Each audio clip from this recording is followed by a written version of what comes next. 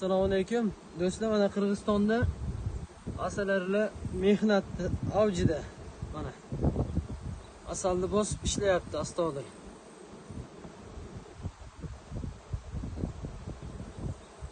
To'shiganda qarang asalda. Bu mitti jonzotlar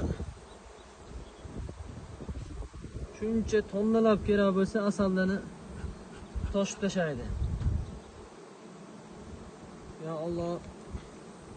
Qarang. Bitta ramkada, shu ramkada 2 kilo asal olib kelib qo'ygan. 10 kun, 15 kun oldin shu asalda yo'q bo'lgan. Alloh beraman desa 5 kunda ham to'ldirib qo'yadi ichini, qarang. Maşallah deb qo'yamiz. Ko'rganda ham.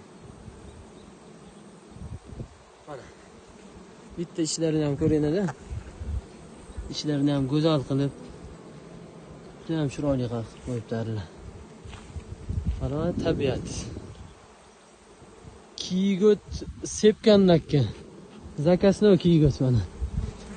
Kiygot bir ko'rsatadi sizlarga. Tikanlar. Mana kiygotlar. Qirg'iziston nimaga maqtayraman? Qirg'izistonda gul ko'p, juda ham. Kiygot qarani ko'pligini.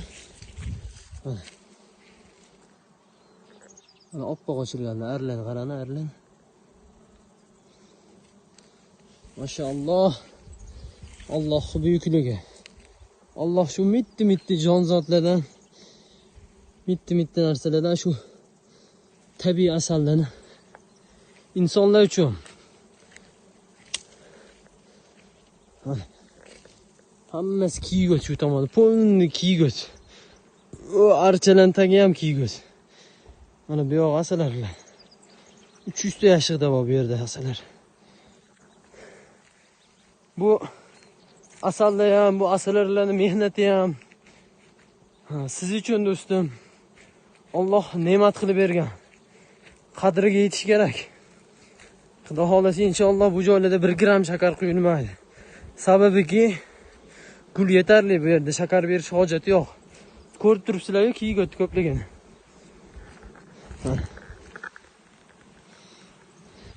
Bizi tabiat zo'r inshaalloh. Qirg'izistondamiz. Bu oxirgi to'chka. Bu joydan o'zi ichkariga umuman mashina ham kirmaydi, yo'l ham yo'q. Asalariga haqiqiy ayiqlar, yovvoyi hayvonlar ko'p joylar. Oka bu yerda ayiqlar ham bor dedilar-a. Ozgina teparoqlarda bo'lsa kerak-a.